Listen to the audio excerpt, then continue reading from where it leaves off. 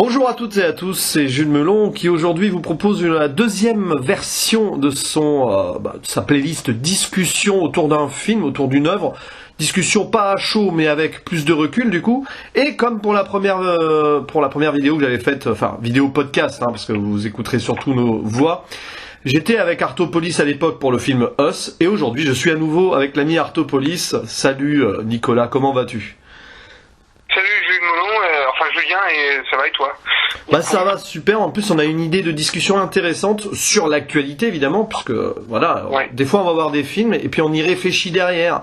C'est intéressant parce qu'on en discute, on prend du recul, on se fait nos petits débats intérieurs et il en ressort toujours des choses intéressantes et on s'est dit que celui-ci méritait une discussion intéressante sur un film d'animation évidemment dont tout le monde a parlé ces derniers jours, ces dernières semaines, le fameux Toy Story 4, celui qui conclut évidemment une saga qu'on pensait être finie et un film qui faisait un peu peur à certaines personnes parce que forcément quand on est arrivé à la fin du 3 on était là en mode c'est parfait et tout. Et un film qui finalement a été plutôt bien reçu dans l'ensemble, même si certains ont été plus mitigés. Et un film surtout qu'on a tous les deux, on a vraiment beaucoup apprécié ce film. Mais on s'est rendu compte de certaines petites choses, donc ça va être intéressant de voir un petit peu où on en est là-dessus. Et d'ailleurs en animation cette année, je voulais faire un petit préambule là-dessus. On n'a pas vu énormément de films d'animation en ce début d'année, mais on en a aimé quelques-uns. Donc petite dédicace à deux films que tous les deux on a beaucoup appréciés. Minuscule 2, évidemment. Oui, voilà. Exceptionnel. Celui-là, justement, c'était une très bonne suite au final. Ça fait partie des très bonnes suites du cinéma de manière générale. Et celui-là, c'est pas... Minuscule 2. Avec la fille de Jean Giraud, d'ailleurs, en co-réalisatrice. Et puis on a vu aussi un film, et ça c'est grâce à toi que je suis allé le voir, c'est Monsieur Link aussi, qui est passé totalement inaperçu malheureusement, mais un très bon film aussi. Quelle tristesse. Alors celui-là, en plus c'est un de mes gros coups de cœur de l'année, avec Minuscule 2 évidemment, mais celui-là, parce qu'en fait c'est...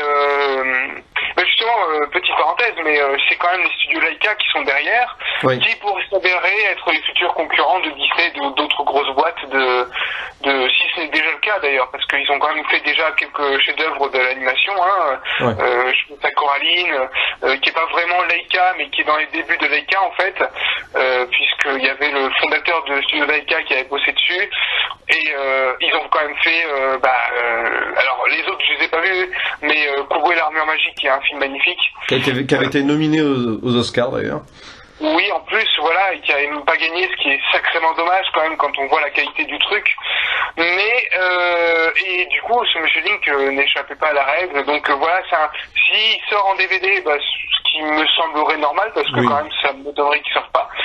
Il faut se jeter dessus parce que en plus, c'est l'animation stop motion, mais vraiment parfaite. Techniquement c'est des dingues, Ils font un boulot totalement fou. Ça rappelle un peu les grandes heures des studios qui faisaient Wallace et Gromit etc. Et franchement moi ça m'a totalement plu. Et là donc Toy Story 4. Oui, Toy Story 4. Qui du coup en fait c'est un peu une gradation puisqu'on commence avec un petit film pas trop connu, Minuscule 2, qui est un petit film pas de studio mais français, voilà. Et là on continue donc avec un film de petit studio, et là c'est un grand studio, donc Pixar qui revient après qu'est-ce qu'ils avaient fait ils avaient pas Les Indestructibles 2 qui était quand même assez exceptionnel comme suite. Même si malgré tout elle n'avait peut-être pas la puissance du premier parce qu'on le découvrait à l'époque, ça avait marqué, donc c'était impossible de faire renaître cette espèce d'impression que j'ai eue quand j'étais gosse. Mais ça n'empêche que moi j'avais vécu un super bon moment et il était magnifique. C'est quand même un sacré génie comme le dit Quentin Dupieux. On trouve quand même il est très bon ce Brad Bird. Ah oui, Brad Bird, oui. Il avait fait le géant de fer aussi. Et il a fait aussi un film très sous-estimé qui est comment il s'appelle c'est son film SF là dont j'ai oublié oui, je vois ce que tu veux dire. À la poursuite de demain, c'est ça? Oui, à la poursuite de demain. C'était pas avec Georges Clooney, non? Je sais plus. Non. Si, c'est ça. Ouais, voilà. Oui, Mais bon, en tout cas, justement, avant de parler de Toy Story 4, le préambule est long, mais c'est pour vous faire saliver d'avance, chers auditeurs. Les studios Pixar nous ont rarement déçus. Alors, on était d'ailleurs un peu le cul entre deux chaises. Enfin, quand je dis on va dire les gens, parce que tout le monde fait confiance à Pixar. Ces dernières années, je crois qu'ils n'ont pas fait beaucoup de fausses notes, clairement. Et en même temps, on avait peur, parce que c'est relancer une saga comme ça, forcément, c'était flippant. Moi, personnellement, Pixar, je crois que j'ai à peu près tout apprécié de, à part peut-être Cars 2, parce que en dessous du 1, bon, le 3 était meilleur. Il y avait certains qui étaient un peu plus mineurs, peut-être, comme le voyage d'Arlo et tout. Mais franchement, Pixar, c'est quand même un gage de qualité, quoi. Les Ratatouille, les vice-versa, Coco, là-haut, enfin voilà, quoi. Il y a le monde de Dory que j'avais moins aimé que le monde de Nemo aussi, mais bon, après ça, j'ai pas encore vu, je me rattrape. C'est le jeu des comparaisons aussi, c'est ça le problème, hein, mais bon. Oui, bien sûr. En tout cas, du coup, toi, question, est-ce que tu avais peur, franchement, du coup, parce que bon, beaucoup de gens avaient peur, avant d'aller voir ce Toy Story 4? Est-ce que tu avais des craintes en te disant, ça serait peut-être dommage quand même que ça gâche, entre guillemets, la saga qui s'était super bien finie, etc., ou tu étais pleinement confiant? Bon, en fait, non.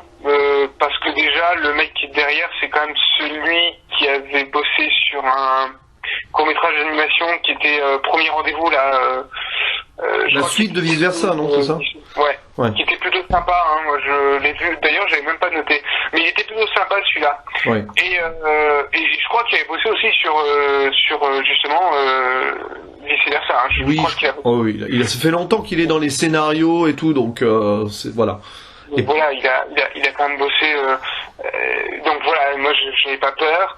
Déjà, je trouvais que j'aime beaucoup Toy Story 3 en tant que conclusion, mais il concluait surtout l'histoire des jouets de manière générale, et pas celle de Woody et de Buzz Éclair en fait. Ouais. Puis ça concluait l'histoire, surtout l'arc autour d'Andy, hein, le jeune garçon qui devenait adulte. Voilà. Mais c'est vrai que les jouets étant en soi, entre guillemets, immortels, enfin, disons qu'ils peuvent traverser les âges plus facilement, les jouets en eux-mêmes avaient une seconde vie avec la petite fille Bonnie, quoi qu'il arrive, donc oui, il y avait une suite, la suite pouvait exister, en tout cas, ça c'est sûr. Donc, mais en fait, non, j'avais pas peur parce que moi j'aime beaucoup Toy Story 3, hein, c'est un des meilleurs. Enfin, ils sont tous très bons pour moi, hein, il n'y a pas de moins bons, voilà, ils sont tous assez exceptionnels quand même. Et honnêtement, quand on voit le résultat du 4, j'ai envie de dire, il y a une forme de puissance qui s'en dégage, qui justifie totalement son existence et qui fait que on ne pouvait pas y échapper en fait à cette suite. Après qu'il fasse une suite après, j'aurais un peu de mal. En fait, il ne devrait pas. Voilà, ça, on en reparlera. Je pense qu'on en reparlera après, parce que c'est vrai que bon, on n'est jamais à l'abri malheureusement. Voilà. Parce qu'à la limite, Toy Story 3 avait une belle conclusion. Est-ce que c'est une conclusion de la saga en général? Je ne sais pas. Honnêtement, je ne pense pas. C'était surtout la conclusion de l'histoire d'Andy et de ce que représente ce jouet de manière générale pour l'enfant. Mais c'était pas une conclusion des personnages, sachant que le premier Toy Story s'ouvre quand même sur Woody, qui est le personnage le plus important de la saga. Alors, justement, on entrera peut-être dans les réserves que tu avais eues concernant, et qu'avait eu Charles aussi, notre ami de Cinémagique, concernant le 4. Mais c'est là où je vais m'appuyer là-dessus pour bien dire que, justement... Et puis en plus, je veux dire, mais les gars qui sont derrière le 4, c'est quand même des bons. Il y a Andrew Stanton qui est au scénario, quoi. Oui.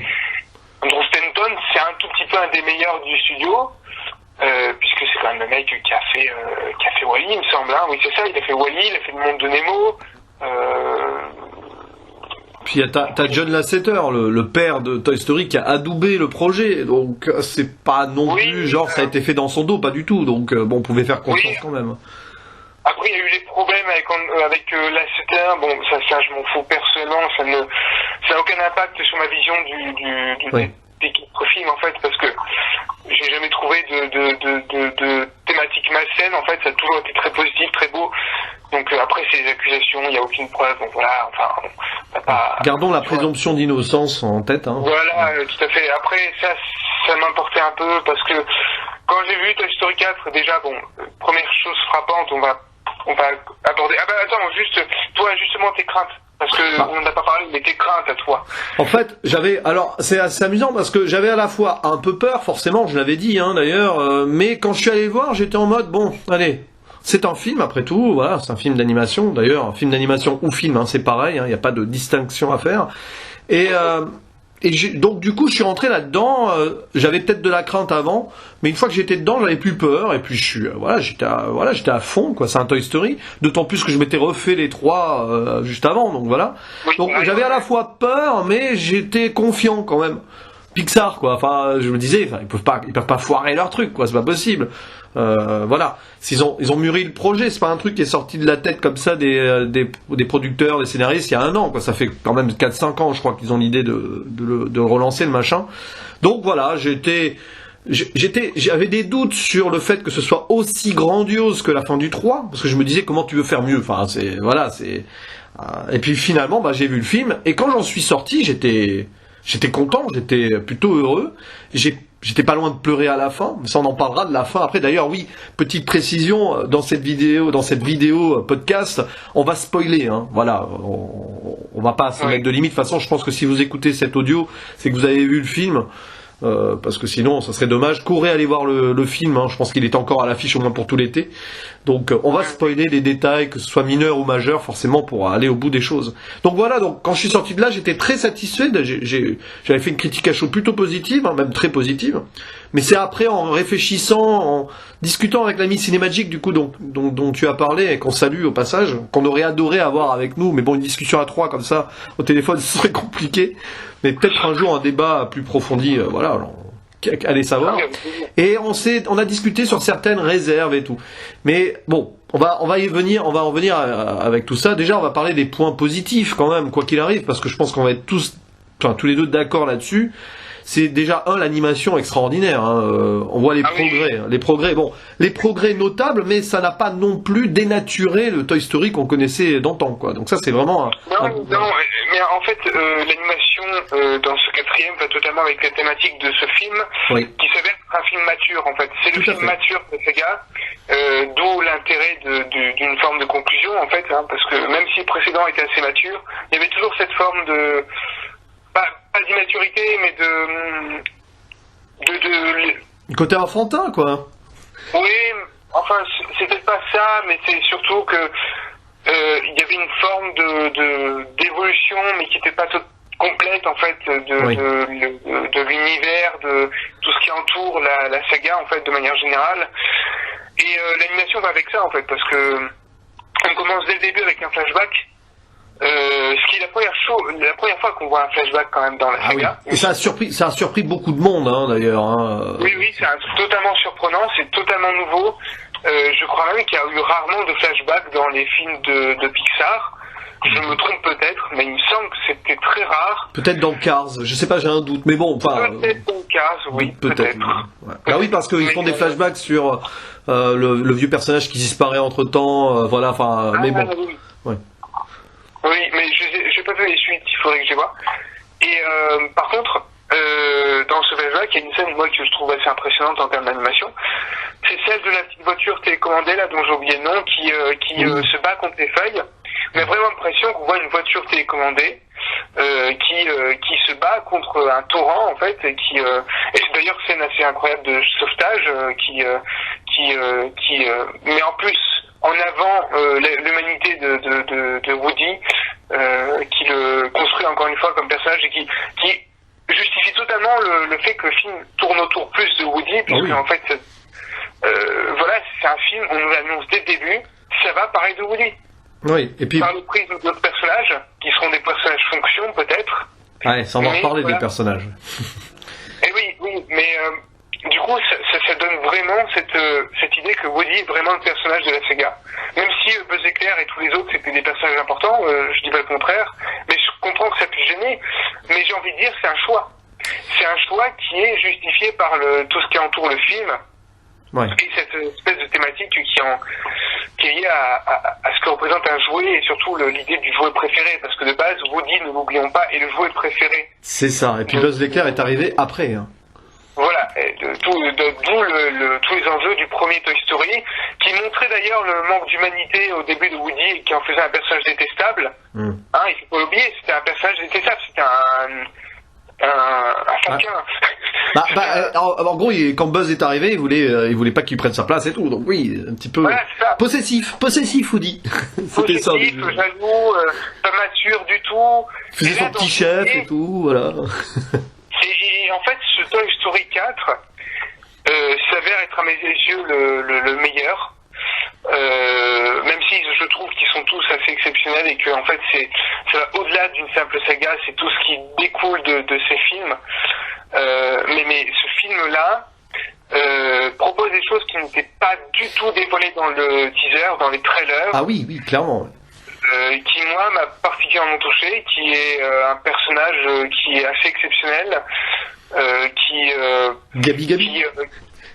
Oui, voilà, Gabi qui est un personnage qui cache totalement son jeu en fait, que l'on croit, d'ailleurs qui est très bien doublé par Angèle. Oui, la chanteuse belge, que je ne connaissais pas, hein, mais je suis vieux. Moi j'aime bien ce fait. Et du coup elle a une voix qui lui donne ce côté, oui mais je suis gentil, mais je suis aussi une espèce de blasé un peu. La voix un peu blasée de quelqu'un qui n'a pas eu la vie qu'il aurait aimé avoir, quoi. Oui, voilà, et en fait, on a toujours été dans l'idée du personnage qui pouvait en cacher un autre. Oui. Alors, et là, c'est totalement l'inverse. C'est le personnage mauvais qui cache en vérité un personnage totalement fragile, qui ne va pas bien, qui est triste et qui pense vraiment qu'elle est bien là où elle est, mais au final, non, pas du tout. Elle a un idéal. Et il y a une scène qui nous a fait assez frémir parce que j'ai vu avec ma compagne, ma copine. Et du coup, c'est cette fameuse scène où en fait elle fantasme sur une petite fille. Elle veut être son jouet et elle va tout faire pour pouvoir être son jouet parce qu'en fait c'est un personnage qui a un défaut de fabrication de base.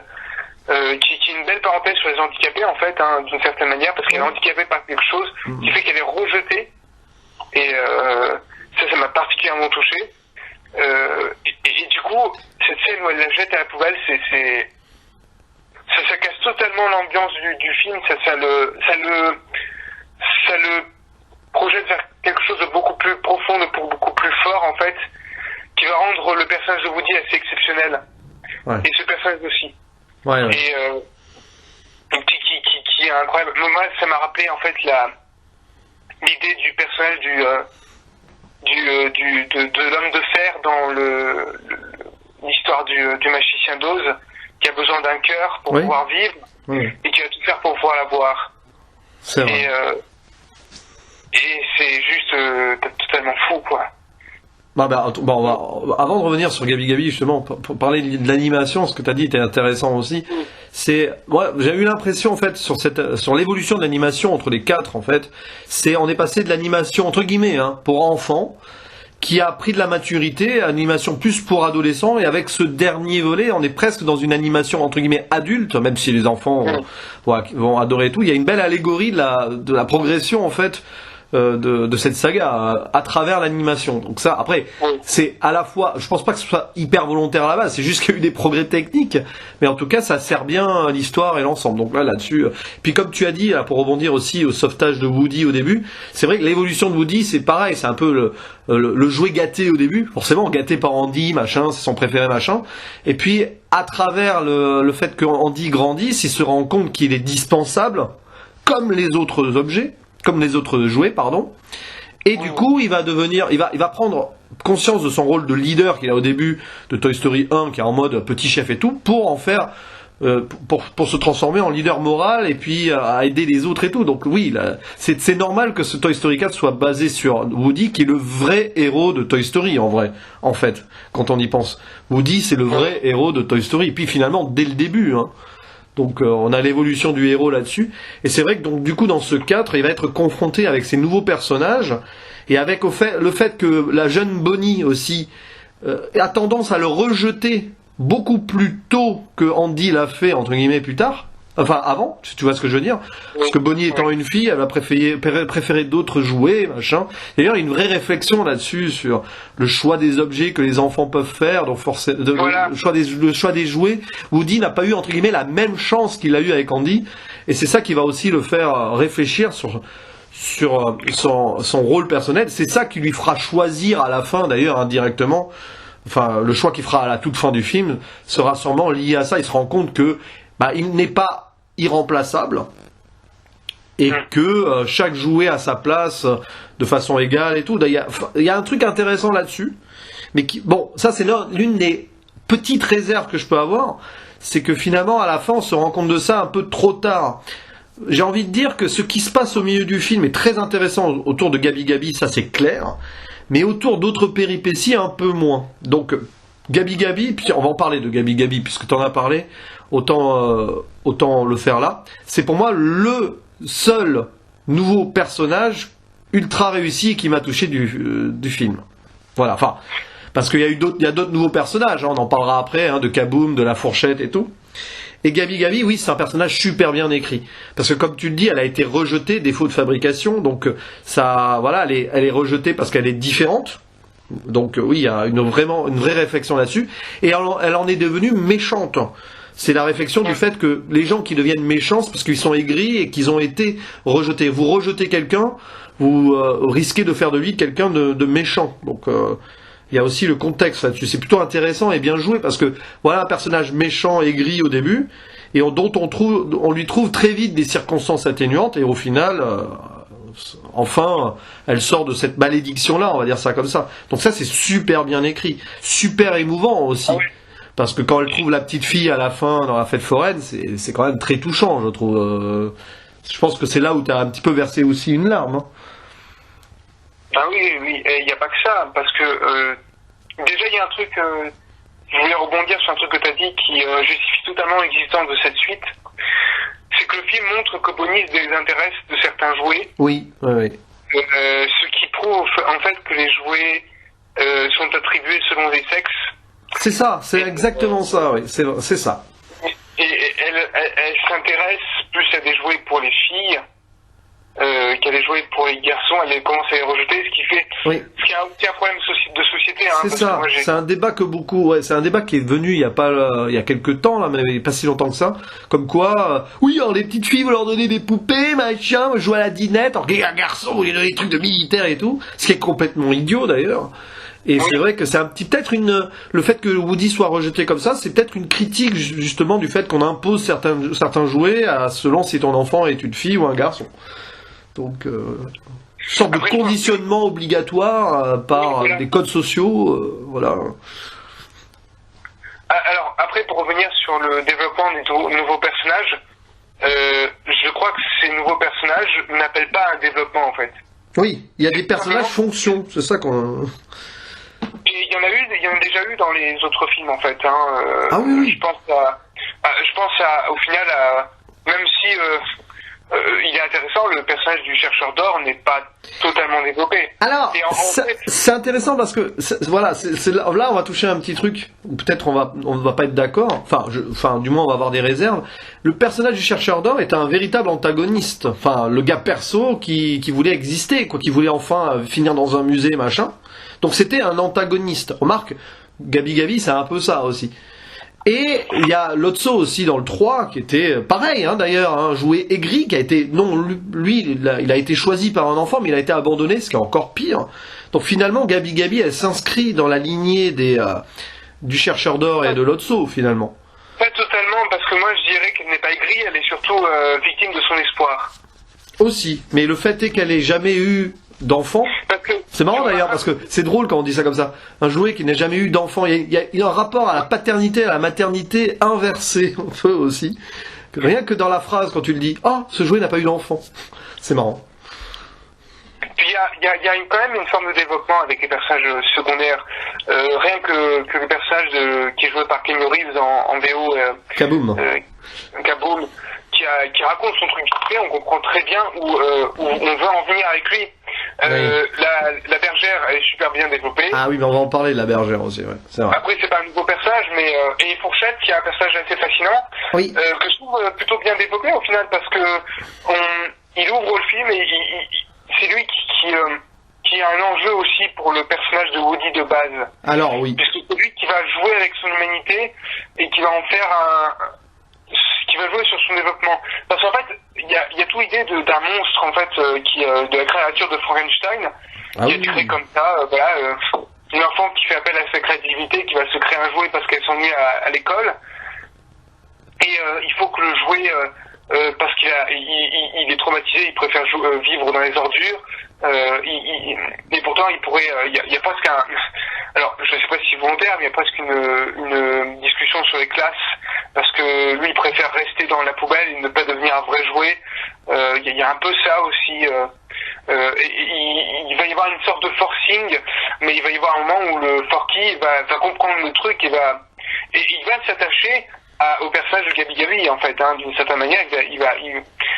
D'ailleurs, c'est le seul Toy Story qui n'est pas manichéen. Ah oui, c'est le seul Toy Story, parce que le problème de Losto et du chercheur d'or, c'est qu'ils se ressemblent un peu. J'aime beaucoup ces personnages, mais ils se ressemblent un peu. Et ils finissent un peu de la même manière, un peu de manière ridicule, tous les deux. C'était un peu ce qui me gênait dans la saga, c'est-à-dire que ces deux personnages, et c'est pareil pour Sid du premier, c'est tous ces personnages-là finissaient d'une manière ridicule et un peu trop dessin animé. Alors que là, le véritable truc de Toy Story 4, c'est qu'on va te proposer un personnage qui moralement, mais va pas bien, et qu'on ne peut absolument pas détester, même quand elle essaye de récupérer la voix de Woody. La fameuse voix intérieure. Oui, mais il y a un truc qui est bizarre avec ce personnage. Tu dis, il y a quand même quelque chose qui est bizarre dans sa quête. Tu te dis qu'il y a un truc qui n'est pas discutable. Parce que on peut comprendre le rejet de Losto et des maîtres de jouets et de Sid et tout ça, mais ce sont des rejets qui pourraient changer, en fait, hein, ils pourraient évoluer, ces personnages. Sauf qu'ils n'évoluent pas, ils restent toujours dans leur méchanceté, dans leur noirceur. Dans Losto, il y a plusieurs moments où on va nous montrer qu'il a changé, en fait. Mais non, il restera toujours le même. Il y a presque, d'ailleurs, une mutation des méchants, en fait. Parce qu'au début, c'est Sid qui déteste les jouets. Le deuxième, c'est un personnage qui n'aime pas les enfants parce qu'en fait, il s'est fait abandonner et puis il a été oublié. Il veut qu'on le glorifie dans un musée, mais le problème, c'est qu'on ne jouera pas avec lui, qu'il sera enfermé dans un truc. Mais au final, il s'enferme lui-même dans sa propre méchanceté, dans son propre rejet, dans sa propre bulle. Et pareil, Losto, c'est un personnage parce qu'il a vécu un traumatisme et qu'il est jaloux, il va s'enfermer dans son truc. Et là, par contre, Bonnie, Gabi Gabi. Bonnie, c'est la petite fille, mais c'est vrai que... Elle évolue vers un truc largement différent, quoi, en fait. Oui, alors, je te rejoins totalement là-dessus. C'est vrai que, pour le coup, l'antagoniste Gabi Gabi est le plus travaillé et le plus intéressant là-dessus. Mais du coup, paradoxalement, parce que c'est super intéressant, c'est pas manichéen, mais paradoxalement, en fait, une fois que le film se termine, tout ça, machin, t'as l'impression, moi j'ai eu l'impression que beaucoup de scènes au milieu n'ont servi, au niveau de la péripétie, je parle, tu sais, le côté aventure, sauvetage, machin, tout ça, il y a beaucoup de choses qui n'ont pas servi à grand chose au final, parce que très vite, on se rend compte que Woody va finalement prendre parti pour elle et l'aider et tout. Enfin, t'as une impression en fait, il y a une construction dans ce film qui fait que beaucoup de scènes n'ont au final servi juste que pour le fun. Et il y a eu du prétexte. Alors, c'est normal, parce qu'il fallait quand même qu'il y ait un petit doute, quoi, qu'il fallait que, voilà, faut qu'on fasse mariner le spectateur en disant, oui, elle est vraiment méchante et tout. En plus, elle est entourée de ces fameux pantins, là, qui donnent une caution horrifique, super bien faite, d'ailleurs, au film, qui m'a rappelé le premier Toy Story, et dans l'antre de Sid, d'ailleurs. Il y a toujours un petit clin d'œil horrifique dans les Toy Story, c'est assez amusant, je pense. Oui, toujours. Et donc ça, c'était super cool, mais du coup, après, tout ce que t'as vu là, t'as un peu flippé et tout, ça perd un petit peu, pour moi, ça a perdu un petit peu en teneur. Alors attention, je dis ça avec le recul, en y réfléchissant. Je suis sorti du film, j'y ai pas pensé, quoi. Et puis, t'as parlé de Fourchette aussi. C'est génial, c'est pour moi c'est une frustration aussi parce qu'il est super bien travaillé ce personnage au début. Sa création en mode créature de Frankenstein par exemple, c'est génial. Son questionnement philosophique sur l'existence quoi. Elle prend vie la fourchette et elle se demande ce qu'elle est. Elle se dit déchet, non, jouer. Et limite elle veut même se suicider quoi. Enfin il y a une c'est assez glauque quand on y pense. Mais la fourchette, elle pense juste elle veut finir jetée à la poubelle. Elle prend pas conscience de son existence. Woody l'aide l'aide en gros à prendre son existence en main. Et d'ailleurs, c'est lors de à un moment, ils partent en camping-car, elle passe par la fenêtre, il va la chercher et il marche longuement sur une route. Et c'est là que Fourchette prend conscience de son existence et de son utilité en tant que jouet, parce que Woody lui raconte ce qui s'est passé. Et t'as l'impression, et c'est ça qui me gêne en fait dans le film, que l'arc de ce personnage se termine là. Après, il n'y a plus d'évolution. Tu vois ce que je veux dire ou pas ? C'est une très bonne idée, hein, Fourchette. Mais le problème, c'est qu'après, ok, on a réglé, entre guillemets, l'évolution et l'arc de ce personnage au bout du premier tiers, et après, pouf, on va voir Gabi et tout. T'as l'impression d'avoir 2 films en un là-dessus. C'est ça qui est cool en soi. Mais du coup, j'ai un peu l'impression qu'il y a trop de personnages développés à des moments différents du film. Et ça donne, pour moi, l'ensemble de ce film, pas manque de cohérence, mais quelque chose qui, dans l'ensemble, donne une impression de... Il y a beaucoup de choses à développer et tout, mais... Voilà, enfin je sais pas comment l'expliquer parce que c'est assez particulier, c'est rare dans un film comme ça où tu développes plusieurs personnages différents comme ça. Mais peut-être que j'aurais préféré que le personnage de Fourchette évolue à fond comme on le voit, mais jusqu'au bout du film. Enfin, qu'il prenne plus le temps, quoi, par exemple. Bah, ils ont pris leur temps au final. Moi, je trouve qu'il a fini d'être développé. Quand il a fini de prendre conscience de ce qu'il est, d'ailleurs, le final du développement, c'est que ça sera comme Monsieur Patate et Madame Patate, oui. Il aura à Madame Fourki. Donc au final, non, je trouve qu'il est fini, ce personnage. Oui, mais c'est juste que... Le passage là avec la Madame Couteau, je sais plus comment elle s'appelle d'ailleurs, enfin bon, d'ailleurs elle a pas de nom je crois. On attend quand même la scène du générique final pour ça fait un peu genre, oh, au fait, on a un petit peu oublié le personnage de Fourchette là sur le dernier tiers, parce que forcément on vous dit Gabi, Buzz, les adieux, machin. Ah, au fait, on va lui donner une petite conclusion quand même. Donc ça pourrait donner un spin-off d'ailleurs, bon ça on en parlera à la fin, parce que je pense qu'un jour malheureusement, je pense pas qu'on aurait un Toy Story 5, mais qu'on aura des spin-offs. Non, je pense pas. Ah bon, ça, on en parlera après, mais bon, comme tu dis, c'est vrai, alors le personnage de Fourchette, en fait, il est cool, hein, en soi, moi j'aime bien le début et tout, mais après, il sert juste, entre guillemets, de prétexte pour que Woody aille le sauver, et donc, du coup, face à Gabi, quoi. Enfin, après, c'est un petit peu, c'est normal dans un film comme ça aussi, il y a beaucoup de choses, mais bon. Bah oui, mais c'est totalement le but du personnage, en fait. Oui. C'est juste, c'est rien d'autre. Et c'est là où le film est plutôt honnête. Il ne va pas chercher à nous donner d'autres espoirs de développement. Ouais. Il nous montre bien, voilà, c'est fini. Et il sert à l'évolution de Woody, quoi. Mais ça a toujours été le cas dans les Toy Story, en fait. Ouais. Hein. C'est toujours été le cas avec... au final, même les jouets qui entourent Woody, ils n'ont jamais été trop développés. On les connaît juste dans leurs petites habitudes. Et c'est un peu pareil. Ouais. Et tous les personnages qui vont accompagner Woody au fur et à mesure, déjà, bon, je trouve qu'il n'y a pas beaucoup de personnages nouveaux en fait. Hein. Il y en a 3 ou 4. C'est pas beaucoup. Le duo par exemple, le duo de qui est Bunny. Ouais, voilà. Eux, on comprend très vite où ça veut en venir, c'est que ils ont l'espoir aussi d'avoir un enfant. Ouais. Et mais en fait, ils cherchent pas à y aller. Ils sont enfermés dans leur truc, ils cherchent pas à y aller. Ils sont suspendus comme de la viande dans un stand. Ils cherchent pas à aller plus loin. C'est ça le truc du film en fait, c'est que c'est des personnages toujours dans leur bulle qui ne cherchent pas à détruire. Il y a un peu le truc aussi avec la bergère qui a gagné en égoïsme et pas en égoïsme mais en indépendance, ce qui joue un peu contre elle. Et du coup, elle évolue pas beaucoup. Donc du coup, c'est ça le film en fait. C'est juste que ce sont des personnages secondaires qui, quand tu verras, il y a une conclusion. On la voit peut-être pas, mais il y a une conclusion à tous ces personnages qui est globale. C'est que maintenant, ils ont trouvé un sens à leur vie aussi, tous. Puis, que ce soit la petite policière qui comme elle accompagne la bergère, elle fera des choses avec elle. Elle ira sûrement s'amuser avec des enfants. ils ont voilà, c'est ça en fait le but du film. C'est pas, à la limite, moi ça m'a absolument pas gêné parce que je trouve qu'il n'y a pas de rupture de rythme, puisque comme c'est une course-poursuite, on voit les personnages qui arrivent d'un côté, on les voit traverser en plus ils jouent très bien avec leur espace. Il y a cette notion d'espace, mais qui a toujours été dans tous les films. Ils savent très bien jouer avec les échelles. Et là ça donne un dynamisme qui est assez cool, surtout avec les retrouvailles concernant la bergère. Et Forky, à un moment, quand même, il continue son développement, mais il est beaucoup plus discret, c'est tout, mais il est quand même présent. C'est-à-dire que quand il s'entretient avec Gabi Gabi, ça l'aide encore plus à se rendre compte de l'importance du jouet. Oui. Par la souffrance de Gabi Gabi, ça va lui donner encore plus cette importance de ce qu'il est, de ce qu'il est devenu pour cet enfant.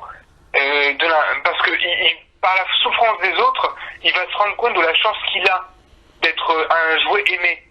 Ouais. Et au final, moi, je trouve que ça suffit largement à donner une importance au personnage et à donner une justification de son existence. Et en plus, quand on voit tout ce qui ouvre le film, voilà. Et Doug Kaboom, c'est pareil. Ouais.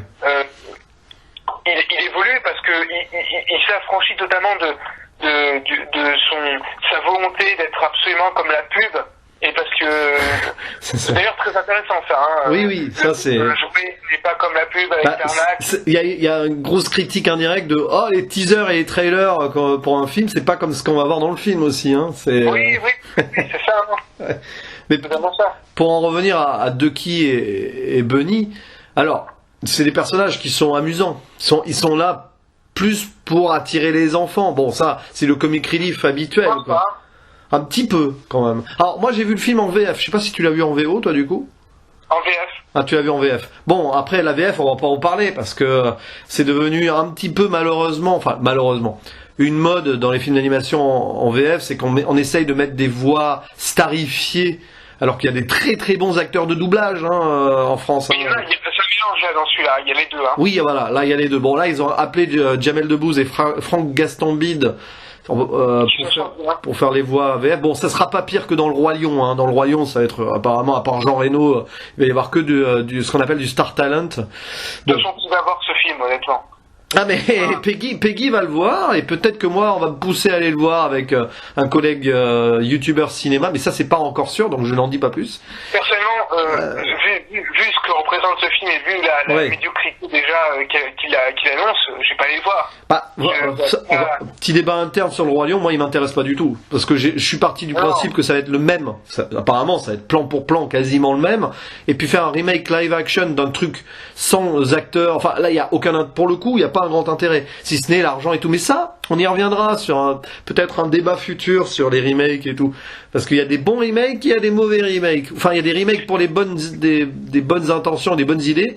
Et puis il y a des remakes qui sont plus là pour le pognon. Et celui-là, il a l'air d'être plus dans la seconde partie. Même si l'animation a l'air d'être bien faite, hein. Mais bon. Justement. Voilà. C'est pour ça que je vais pas le voir, parce que j'ai pas envie qu'il y ait de plus en plus de remakes de ce genre-là, parce que c'est les soutenir d'une certaine manière. Oui. Et de toute façon, j'ai pas vu le Roi Lion, donc en fait, je m'en fous totalement, quoi. Oui, mais bon, franchement... Le Roi Lion ne m'a jamais trop intéressé, en fait, c'est des dessins animés Disney qui...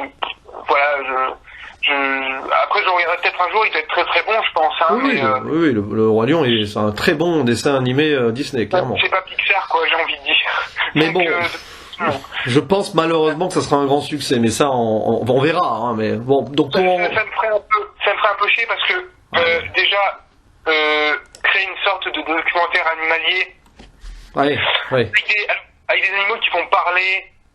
Déjà, bon, je trouve que c'est très moche, c'est très paresseux au niveau des effets spéciaux, c'est pas beau. Ça me fait beaucoup penser aux éléphants ratés de Dumbo, les autres éléphants qui étaient totalement ratés, assez dégueulasses. Parce qu'il faut pas oublier, alors, juste une petite parenthèse, Disney s'en fout des effets spéciaux, hein.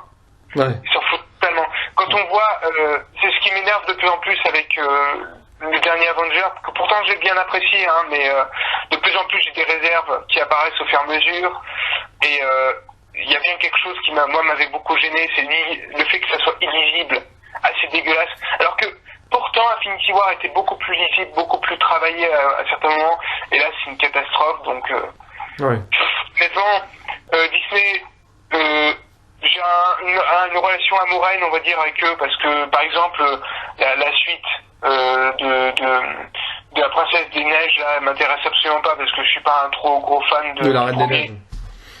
Je trouvais assez inintéressant, en fait.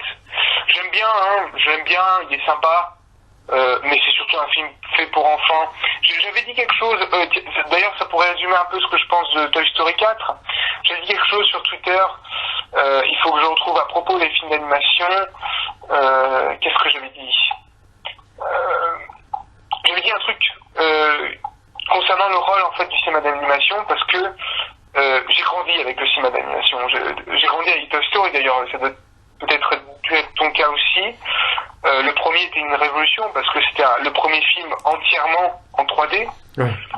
Et j'avais dit un truc à propos du cinéma d'animation, parce qu'il y a quelqu'un qui disait sur Twitter que le cinéma d'animation c'est juste pour les enfants.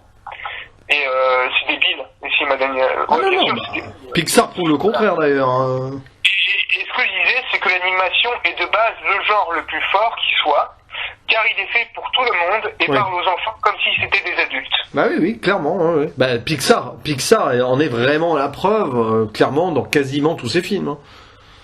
Et c'est ça qui fait l'excellence de ce Toy Story 4, c'est qu'il prend pas les enfants pour des cons. Ah oui, clairement. Mais comme Toy Story 1, 2 ou 3, enfin Toy Story a toujours eu cette double lecture. Et, Cars, c'est un peu plus discutable parce que je trouve que c'est un des moins bons, même s'il est plutôt sympa quand même. Hein, mais Cars, il y a des thématiques intéressantes quand même sur la transmission, l'ego, finalement, être là pour les autres. C'est pas si loin que ça de Toy Story finalement sur certains points. Oui. Il y a une idée aussi de cette dystopie où plus tard la Terre serait remplacée par des machines qui prendraient vie. Là, il y a pas mal de trucs intéressants là-dessus.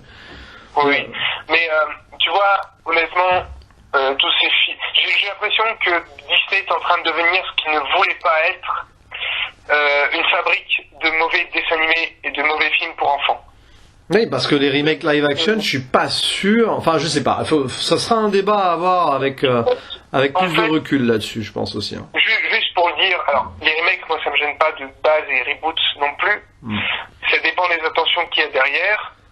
Mais là, il y a franchement des mauvaises intentions, surtout que remaker un dessin animé, ça m'apparaît être assez limité, parce que en fait, un dessin animé essaye de montrer tout ce qu'il peut montrer, qu'il ne peut pas montrer quand on fait un film, en fait, un film live. Et forcément, la version live du dessin animé sera forcément plus limitée parce que en plus, c'est des filles qui ont l'air d'être un peu en pilotage automatique. On a l'impression que c'est des robots qui font un peu ces films. Et moi, c'est ce qui m'énerve à chaque fois quand je vois la bande-annonce on la voit passer dans tous les cinémas, de ce fameux Roi Lion, c'est qu'ils veulent absolument faire plan pour plan les dessins animés, alors que c'est totalement bête, d'une certaine manière. Parce que quand tu fais un dessin animé, tu as des plans qui sont faits pour le dessin animé. Ouais. Parce que c'est comme quand tu fais une bande dessinée et que tu l'adaptes, tu as des cases. Voilà, tu as des plans exprès faits pour caser du dialogue, pour caser des éléments de décor. C'est pas la même chose. Ouais. D'où le fait par exemple que le Transpersonnage est une des meilleures adaptations de BD parce qu'il a compris ça. Donc moi, le problème que j'ai avec ces remakes live, c'est qu'ils ne comprennent pas leurs matériaux de base. Voilà. C'est comme si Disney violait ses anciens chefs-d'œuvre d'une certaine manière. C'est sacrément dommage quand même, hein. Donc voilà. Moi personnellement, Dumbo a été une semi-réussite, on va dire. Dumbo c'est plus qu'un remake, il y a quand même toute une partie du film qui est originale. Hein. Non mais parce qu'il y a un auteur derrière qui reste quand même talentueux malgré ce qu'on veut dire là-dessus, mais Dumbo est quand même beaucoup plus visible. Petit débat sur Tim Burton un jour, ça sera pas mal aussi. Ah oui, ça sera intéressant. D'ailleurs, on va parler parce que moi j'ai un avis un peu particulier sur lui, donc pour lui. Mais en tout cas voilà, et Toy Story 4, je trouve que c'est peut-être le meilleur film Disney pour l'instant qu'on ait eu. Hein. De Pixar, tu veux dire. Enfin, de marque Disney Pixar, hein, voilà. Mais pour en venir du coup, bah on en était au personnage. Alors bon, Ducky Bunny, bon voilà, on en a parlé. Bon, la VF, peu importe. Après tout, Jamel Debbouze et Franck Gastambide ne font pas un mauvais boulot, loin de là. C'est juste qu'ils auraient très bien pu prendre des vrais doubleurs. Bon après voilà, ça c'est pas grave. Il faut bien. Ça voilà, ça c'est la VF, hein, mais c'était pour les enfants. Pour la VF, je parle. Après il y a Duke Kaboom. Alors Duke Kaboom, c'est intéressant comme personnage parce que j'ai eu du mal. Bon déjà, je t'avoue que j'ai eu du mal avec la VF.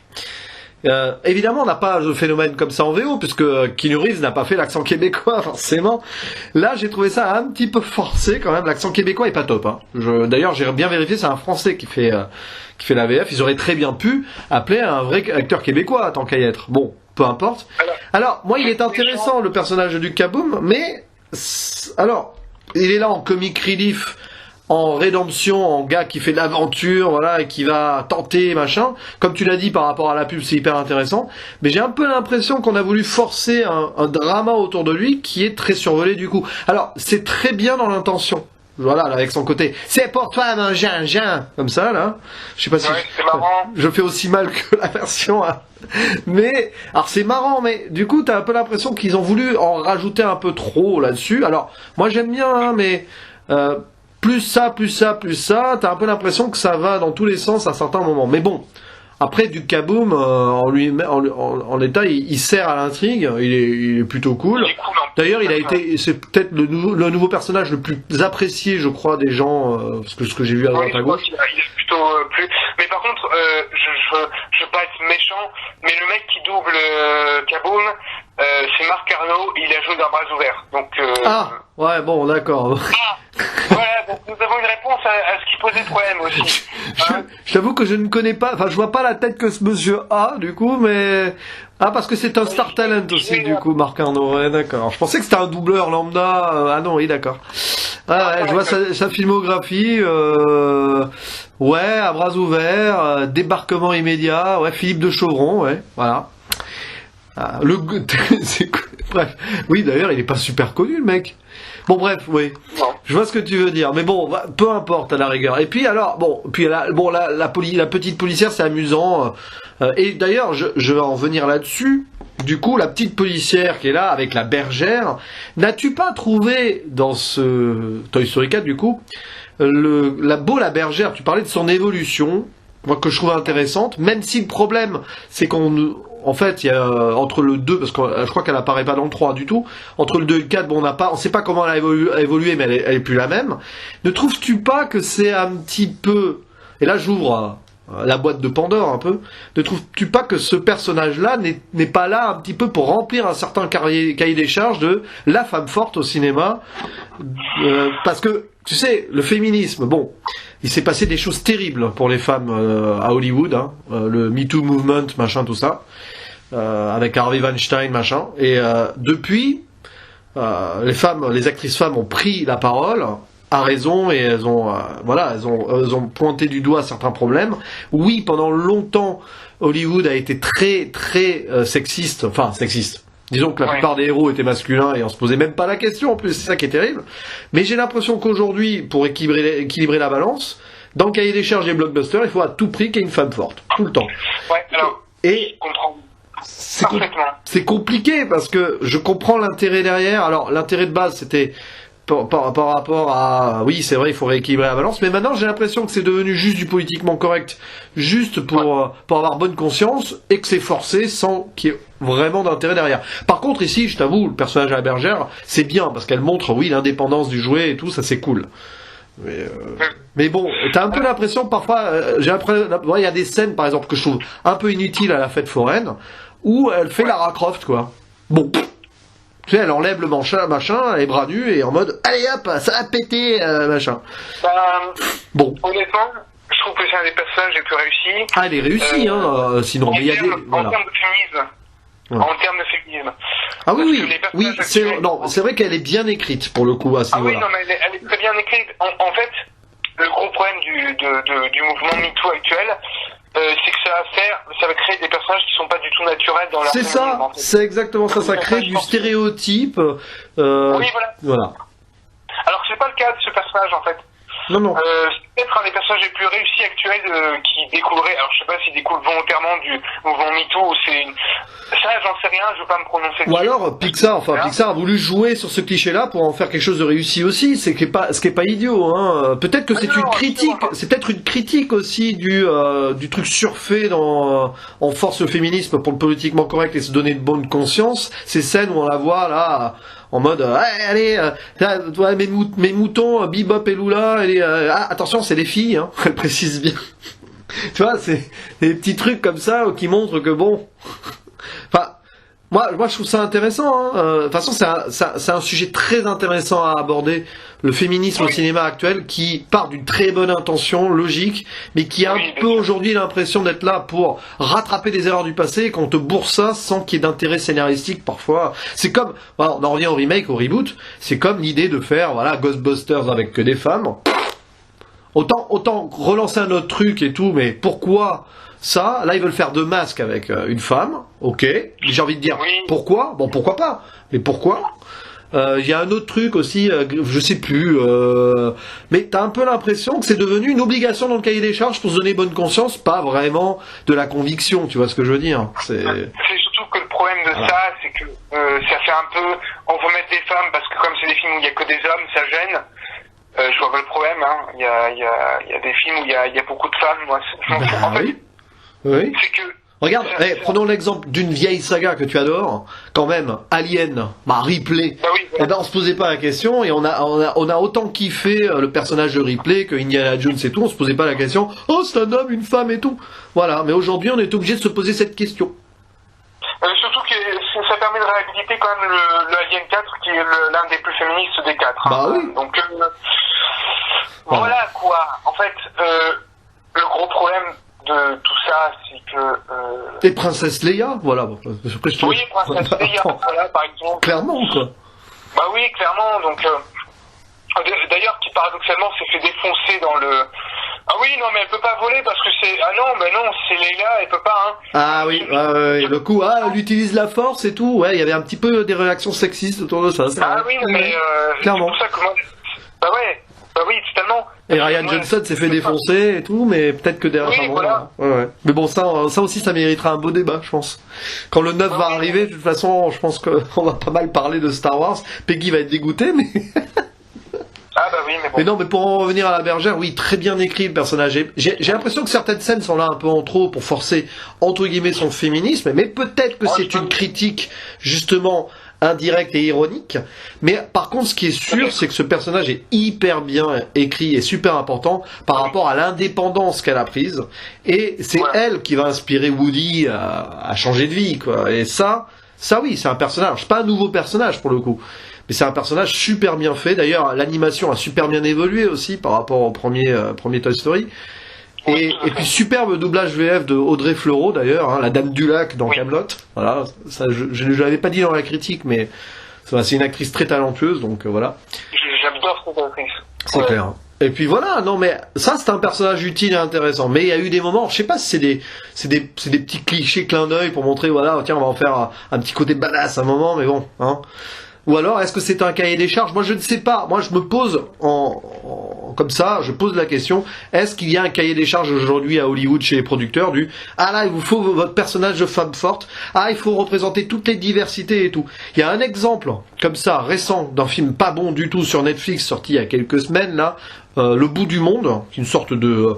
avec des jeunes aventuriers, voilà, il y a des aliens qui débarquent. T'as tous les clichés potentiels. L'humour est grossier, absolu, machin, ce qui est pas un bon exemple pour nos jeunes d'ailleurs, parce que voilà, des ados, du coup, ils balancent des trucs sur du sexe et tout, forcément, c'est obligatoire. Bon, après, tu vas me dire, ça transparaît peut-être une certaine réalité, mais pas que. Bref, les personnages, t'as la femme forte, normale, et puis t'as toutes les diversités. Le noir, le latino et la fille asiatique, et t'as le petit blanc, tout geek, machin, roux. Voilà. Roux, hein, parce qu'évidemment, les roux aussi en prennent plein la gueule. Et t'as un peu l'impression, en fait, que maintenant, les personnages vont s'écrire juste par rapport à un cahier des charges préétabli, peu importe, du coup, leur background et tout, on s'en fout, et puis souvent, le background, c'est le même. Ah, j'ai été harcelé à l'école, ah, machin, je suis pas accepté par mes camarades, ah, je me débrouille tout seul, machin, voilà. Donc... Mais ça, c'est un autre débat. C'est un autre débat. Ça n'a rien à voir avec Toy Story 4 du coup. Mais bon, quoique. Après tout. Kaboom aussi représente une certaine diversité, après tout. Surtout pour les Américains, parce que le Canadien est une diversité pour l'Américain. Donc voilà. Non mais voilà, après ça c'est un débat, voilà. Mais bon, sinon, alors voilà, on arrive à un souci quand même du coup. Enfin, mon souci qui est des nouveaux personnages, moi je trouve ça cool, c'est bien. Mais le souci, et c'est là la réserve en fait que j'ai, c'est que pour moi, à part Woody, les anciens personnages de Toy Story, donc y compris Buzz l'éclair, même si c'est moins flagrant, ont été relégués au second plan. Les Jessie, les Rex, les Zigzag et compagnie ne servent à rien, si ce n'est au début, avec Bonnie, machin, tout ça, et à la fin. Et c'est là que c'est ça mon petit problème en fait, c'est que je pense que ce film aurait été très bien aussi si les personnages d'avant avaient été intégrés pareil. Alors là, ils sont bloqués dans la caravane, machin, pour essayer d'empêcher les parents de partir, donc ils ont un rôle, tu vas me dire. Mais je trouve qu'ils sont totalement passé à côté, et Buzz, enfin laissé de côté, pardon, et Buzz, il sert, on le voit, mais il sert juste en mode allégorie de Woody qui va évoluer et tout, avec sa voix intérieure, machin. D'ailleurs, double allégorie, parce que voix intérieure, prise de conscience de liberté et tout, puis la fameuse voix intérieure qui représente la boîte vocale de Woody que Gabi veut prendre. Mais voilà, en fait, elle est là la seule réserve que j'ai, c'est que j'ai perdu mes personnages d'avant, un petit peu. Est-ce que t'as ressenti ça, toi? Ah non. D'accord. Ah, ça, c'est intéressant. Non, pas du tout. En fait, non. Non. Parce qu'en fait, bon, déjà, je trouve que le Buzz l'éclair, il a quand même une grande présence. Ah oui, mais il sert de... Tu vois ce que je veux dire? Il a une importance indéniable. Mais le fait que les autres soient mis au second plan, ça va pas gêner, parce que comme j'ai dit... même s'ils sont présents, c'est les jouets de... En fait, leurs arcs ont été conclus à mes yeux. Parce que c'est les amis de Woody, c'est tout. Ouais, mais il y a quand même le personnage de Jessie. C'est un paradoxe dans le film. Les arcs ont été conclus et tout, mais le personnage de Jessie, elle a une grosse importance dans l'histoire, et pourtant on la voit qu'au début à la fin, c'est la transmission, c'est elle l'héritière. D'ailleurs, là aussi, clin d'œil féministe, hein, clairement. Woody va choisir celle qui va prendre la suite, c'est une femme, et c'est Jessie. Bon, en même temps, c'est logique, c'était sa partenaire. Mais voilà. Moi, je trouve ça amusant. Donc finalement, elle a une énorme importance dans son évolution et son arc, puisque elle est upgradée en tant que shérif à la fin. Et puis elle est choisie à la place de Woody par Bonnie au début aussi. Hein. Donc, mais bon, ça on en parlait, c'est plus pour les codes sociaux critiques un peu des peut-être voilà, enfin je sais pas. Mais bon, je vois ce que tu veux dire. Je vois pour Rex, Zigzag et tout. Bon, Zigzag a une importance au début dans le flashback où il aide le sauvetage. Mais bon, on a perdu la voix de Jacques Balutin au passage d'ailleurs. Mais bon. Oui, en plus, oui, c'est vrai. Bon, il a dû prendre sa retraite, je pense, tout simplement. Ah bah sûrement, parce que ça date quand même. Hein. Ouais. Mais du coup, je pense que cette mise au second plan, elle est justifiée par le fait que il y a l'éloignement progressif de Woody aussi. Ça justifie la décision qu'il prend à la fin en soi aussi, oui. Parce que ça justifie scénaristiquement le fait qu'il soit moins présent. Ouais. Parce que ça montre qu'il va y avoir une séparation. C'est pour ça que je trouve que cette suite est totalement justifiée, parce que... C'est une prolepse en soi, en fait, hein, l'éloignement... Oui, voilà, c'est ça. Oui, en soi, c'est pas idiot, oui. Mais du coup, ça m'a un petit peu... Voilà, moi, j'étais un petit peu... Le cheval, tout ça, bon... Ah, donc comprends, ça frustre, hein. En fait, ils sont séparés avant la séparation finale, c'est ça, c'est indéniable. C'est pour montrer le côté que ça doit arriver, c'est comme ça et pas autrement. Pour citer un film que je sais pas si tu as vu quand tu étais plus jeune, Babe, le cochon devenu berger. Ah non, j'ai pas vu. Ah, c'est un magnifique film que je te conseille vraiment, avec des animaux qui parlent du coup, mais pour l'époque c'était super bien fait. Réalisé par qui? Par celui qui a fait Mad Max. Oui, c'est George Miller. C'est ça, George Miller. Non mais c'est évident ce film où il y en a un qui dit, il y a un personnage de la chienne qui dit c'est comme ça et pas autrement. C'est un peu ça, c'est la fatalité ce Toy Story 4 en fait. Quelque part. Enfin la fatalité du il faut passer à autre chose et puis il faut réaliser ses rêves. Woody se rend compte qu'il a dédié sa vie et c'est en ça que la fin est magnifique. Hein.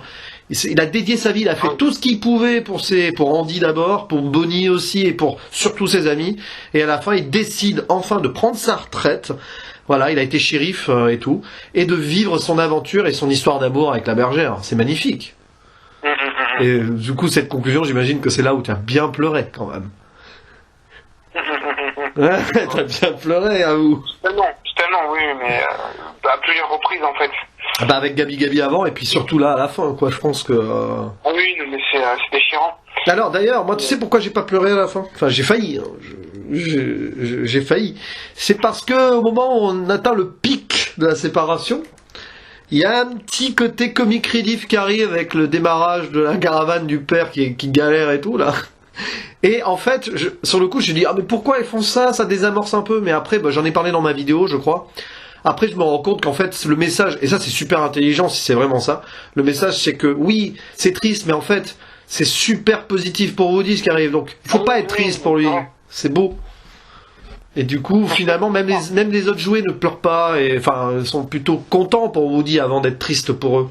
Et c'est ça le message final. Mais moi, ça me fait beaucoup penser à la conclusion de la saga Fantasme, où je ne spoilerai pas. Mais on va dire que la conclusion est en 2 morceaux, et je pense que Toy Story 3, c'est la conclusion des personnages de manière générale. Oui. Toy Story 4, c'est la conclusion de la relation entre Woody, Buzz l'éclair, les enfants et la bergère. Oui, c'est vrai.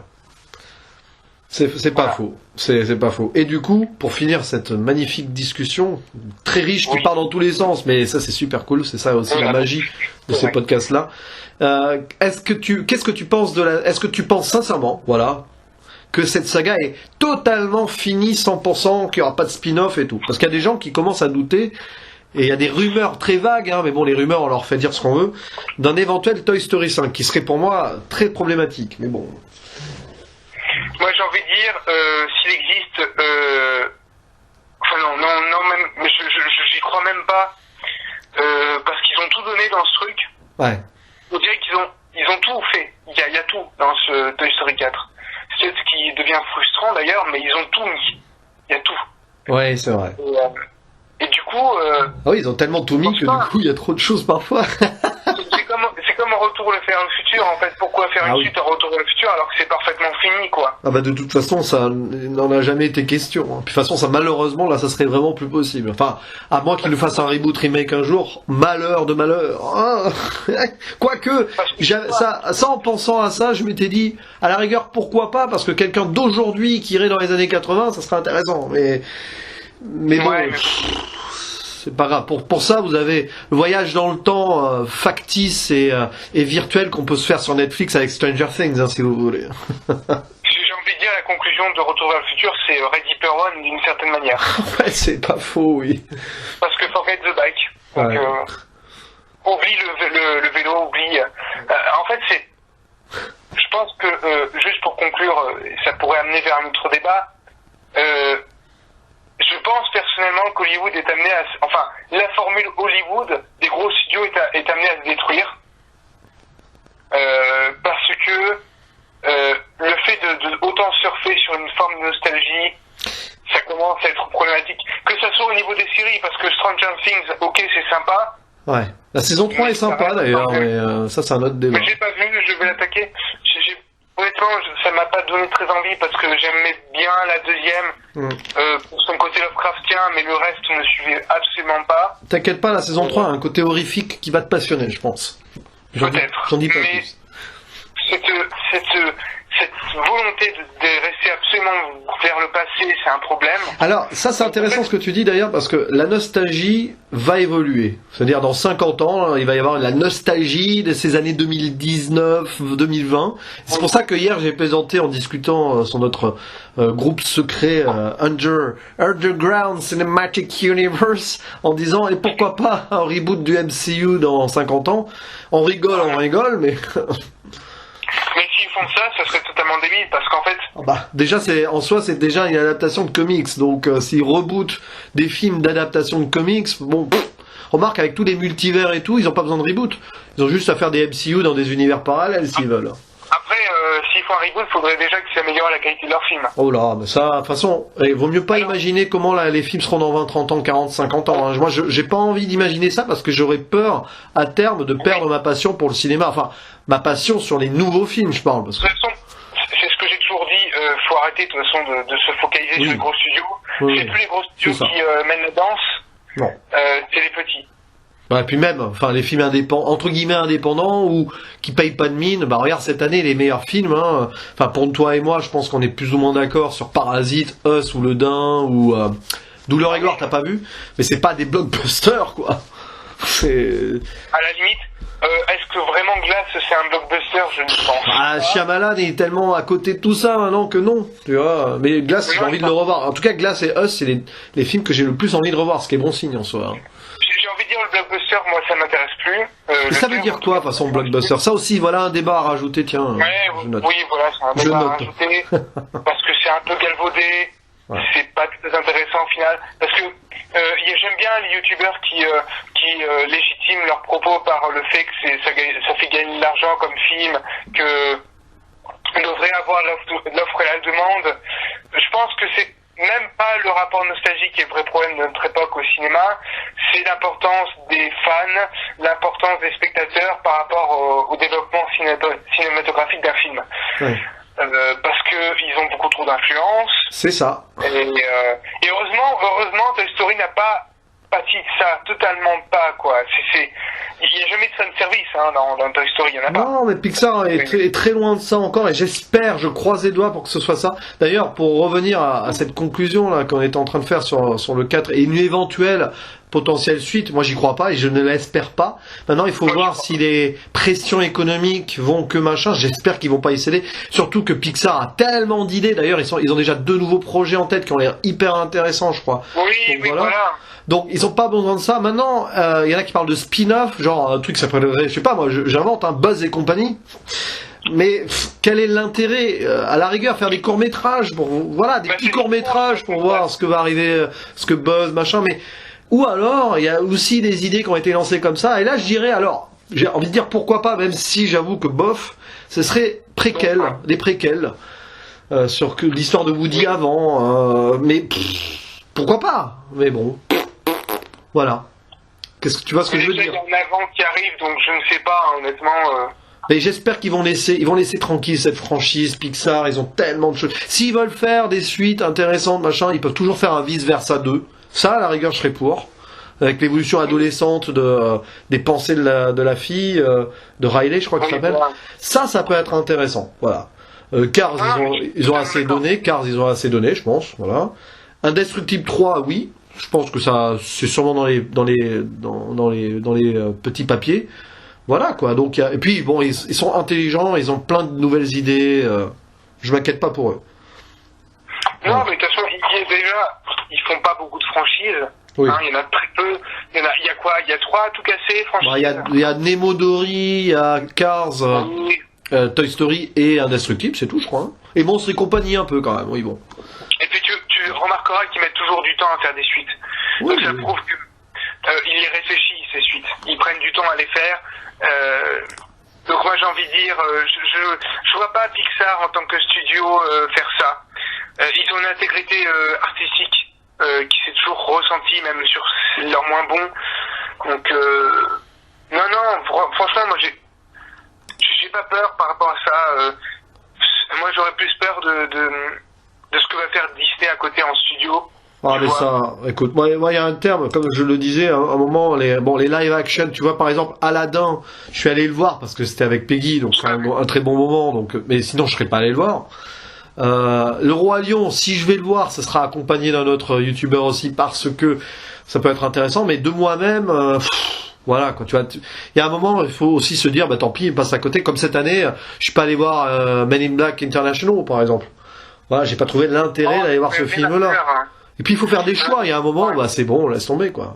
Voilà. Puis il y a des films largement plus intéressants qui arrivent, il y a quand même Midsommar qui arrive, donc moi personnellement... D'ailleurs, je te conseille vivement, je sais pas si tu l'as vu, de voir le Dieu d'osier ou de Wicker Man, un film des années 70, hein, pas le remake avec Nicolas Cage, que je vais me revoir là tout à l'heure d'ailleurs, voilà. Puis, il y a aussi le nouveau Alexandre Aja en plus, Crawl. Ouais, j'espère. Enfin, ce genre de film qui va être distribué, mais très limité. Bon, Midsommar, je pense pas, parce que quand même Hérédité a fait son truc, donc. Mais non, mais il y a des films. De toute façon, quels que soient les entre guillemets les genres ou les approches de scénario et tout, il y a plein de films intéressants dans plein de genres différents. Il y a le nouveau film de Shinkai aussi, Hein. Et oui, et puis en animation, puisqu'on va conclure là-dessus, il y a de très bons projets d'animation qui sont prévus. Weathering with You, hein, c'est ça, je crois que ça s'appelle, le nouveau Makoto Shinkai, qui malheureusement n'a pas de date de sortie encore. En France. Pas en France. 9 juillet de 2019. Oui, mais pas en France. Enfin, moi, je sais qu'il n'est pas du tout distribué dans le coin, en tout cas, malheureusement. Donc, enfin, il va peut-être être distribué dans des vagues salles et tout, mais bon. Puis il y a un nouveau, je pense qu'il n'y a pas un nouveau Keiichi Hara aussi, celui qui a fait Colorful et tout, qui va sortir là. Donc, Colorful et Un été avec coup, un très très bon, voilà. Puis bon, bah, Miyazaki nous prépare son nouveau film pour 2021, je crois qu'il sera peut-être son dernier, j'en sais rien, mais bon. Non, mais même en animation, façon animation ou film, peu importe, il y a des belles choses qui vont nous sortir là. Il y a des choses que je dois rattraper aussi. On m'a dit du bien du Parc des Merveilles, par exemple. C'est l'ami Capitaine Critique qui en a a parlé. Apparemment, Royal Corgi, bon, c'est drôle, mais voilà. Terra Willy m'intéressait aussi, je l'ai pas vu, mais qui avait l'air un peu cool. Voilà, bon. Après, Royal Corgi, c'est sympa, mais c'est un peu limité. Hein. Ouais, c'est pour les enfants, quoi. Bon, il y a Trump qui se fait mordre les couilles, c'est ça qui était drôle. C'est très drôle, par contre. Voilà. Rien que pour ça, c'est drôle. Mais bon. On va voir juste pour ça. Et puis des films d'animation français aussi. Bon, on n'en a pas en tête, mais on a parlé de Minuscule 2 cette année, qu'on vous conseille vraiment vivement, comme le voyage de Dili, c'est ça Dili à Paris, oui. Voilà. Même la France nous sort des très bons films d'animation, il n'y a pas de souci. Il y a eu Avril et le monde truqué il y a quelques années, voilà. Donc bon. Non, mais de toute façon, c'est une très bonne année de cinéma. Hein. Oui, voilà, ça on fera. Peggy en a fait un bilan en live. Malheureusement, le live ne sera pas en rediff, mais voilà, première partie d'année très intéressante. Et on finira là-dessus avec beaucoup de films très divers, très intéressants. Et c'est pas fini. Et c'est pas fini. Et des bons films français aussi, Le Chant du Loup et tout. Ah oui, voilà, Le Chant du Loup. Donc de toute façon, c'est là-dessus qu'on va se terminer en disant allez voir des films, que ce soit des films d'animation. Et avec vos enfants, si vous en avez, vous allez autant apprécier qu'eux. Ça, c'est la magie de Pixar, oui. Donc ça, c'est bien. Et puis, n'importe quel film. N'hésitez pas aussi à faire découvrir à vos enfants des films qui... Voilà, à vos ados, des films même plus anciens aussi, intéressants. Ne vous limitez pas aux films des Christian Clavier et compagnie, même si parfois on peut avoir des bonnes surprises. La preuve avec Nicky Larson cette année, on n'attendait rien de ce film. Voilà. Philippe Lachaud a réussi quelque chose d'intéressant là-dessus. Donc voilà. Ah non, mais c'est vrai. Donc finalement, la conclusion là-dessus, c'est qu'il faut jamais juger une œuvre avant de l'avoir vue déjà. Et puis donner sa chance au produit, comme le disait je ne sais plus quel personnage dans La Vérité si je mens. Je suis pas sûr que ce soit la meilleure référence, mais c'est pas grave. Après tout. Oui, enfin, j'ai envie de dire, il faut pas juger un film sauf Le Royaume. Voilà. Hein. Ou qu'est-ce qu'on a fait encore au bon Dieu, ou sachant que et on finira là-dessus pour être bien pessimiste, ils ont quand même prévu un 3e volet. Je sais pas comment ils vont l'appeler. Qu'est-ce qu'on a encore fait au bon Dieu, bordel de merde, par exemple, je sais pas. En même temps, j'ai envie de dire, c'est des films qu'on va oublier très vite dans l'histoire du cinéma, donc c'est pas grave. Oui. Ouais. Ou à la 3, ou 3 Ladin, je sais pas comment ils vont l'appeler. Les Tuches 4, Taxi 6, non, enfin, qui nous fasse les folles aventures de Max et Léon 2, à la rigueur, c'est peut-être plus intéressant. Voilà, en tout cas, ce qui est sûr, c'était un grand plaisir de parler de ce Toy Story 4 avec toi, et pas que, parce que finalement c'est un podcast beaucoup plus riche que je l'avais imaginé encore. Voilà.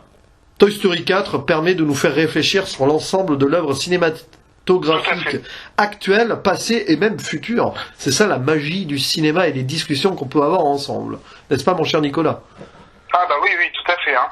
En tout cas, on vous dit à la prochaine pour d'autres aventures podcastiennes ou vidéos ou débats. Et puis bien sûr, allez voir la magnifique chaîne d'Artopolis qui non seulement nous fait des très bons retours ciné, là récemment il y a eu Le Dain, des très bonnes vidéos thématiques comme sur Steamboy, et qui fait des super courts-métrages et qui a un projet musique électronique pour bientôt aussi. Bref, beaucoup de richesse. Beaucoup de richesse. Ça me bouffe beaucoup de temps, oui. Mais en tout cas, ça sera super passionnant. Et bien sûr, tu vas parler de Carpenter Brut dedans, c'est obligé. Ça, c'est un petit clin d'œil. Ah, bah, oui, il y a pas que... D'ailleurs, j'ai parlé de beaucoup de musique électronique. Mais juste une parenthèse, comme ça sera une petite annonce. En fait, Artopolis 4, concernant la musique électronique, sera l'avant-dernier de la saison 1. D'accord. Voilà. Après, je conclurai avec un dernier film. Et j'attendrai un bon bout de temps pour commencer, et peut-être que saison 2 sera la dernière de l'émission. Et après je ferai des trucs à côté, hein, j'abandonnerai pas la chaîne. De toute façon, tout ça, vous pourrez me poser des questions parce que là, je lance une FAQ pour le plaisir. Oui. Donc, allez voir sur Twitter, hein, le Twitter d'Artopolis. Voilà. Voilà. Des gens m'ont posé 3 bonnes grosses questions là, donc ouais, 5, je crois. Vous en avez fait 2 chacun, un truc comme ça. Donc, j'ai vraiment hâte de vous lire et de réfléchir sur vos questions. Voilà, et le programme sera très chargé cet été, surtout avec peut-être des discussions possibles, enfin avec d'autres youtubeurs, peut-être voilà. avec toi. On a ce projet secret qui ne l'est plus trop, de réunir plusieurs youtubeurs underground, entre guillemets, enfin underground. Peu importe le nombre de vues, de façon machin, des youtubeurs passionnés qui sont pas là pour le pognon, enfin qui sont pas là pour le pognon, ça veut rien dire, qui font ça juste pour le partage et la passion. Voilà, il y en a qui monétisent leurs vidéos et qui font ça aussi par la passion. Il n'y a aucun souci pour la passion, il n'y a pas de problème là-dessus. Mais voilà, des youtubeurs qui n'ont aucune prétention. C'est un petit peu mon concept, hein, en lançant ma chaîne justement, aucune prétention, aucune prise de tête. C'est le but. Et puis tant qu'on partage qu'on partage avec vous aussi qui nous écoutez, qui d'ailleurs vous êtes amenés à intervenir aussi vocalement, ouvrez vos chaînes, parlez de cinéma aussi. Hein. Voilà, on a envie que vous soyez plein à le faire.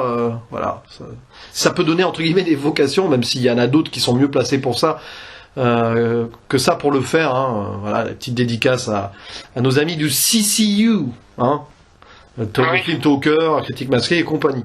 Voilà. Sur ce, mon cher Nicolas, à la prochaine.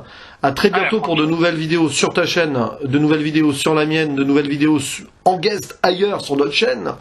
Voilà, c'est la magie, on va popper partout, on va créer un universe, un multiverse à nous tout seuls. Ouais, c'est ça. Mais bon, un multivers qui va être centré sur notre passion commune, l'art en général, le cinéma, les séries, et on en passe. Voilà. Voilà, tout à fait. À la prochaine, chers viewers, chers auditeurs, chers les deux, comme vous voulez, et on se retrouve à la prochaine pour de nouvelles aventures. Une prochaine, voilà. Allez, ciao, ciao.